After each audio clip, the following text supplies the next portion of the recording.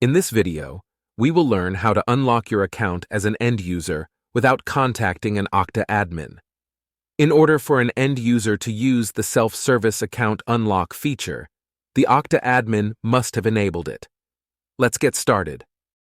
In this example, I have incorrectly typed my password, and my Okta account has been locked due to too many failed login attempts. If the Okta admin has configured automatic email notification, an email will be sent to you.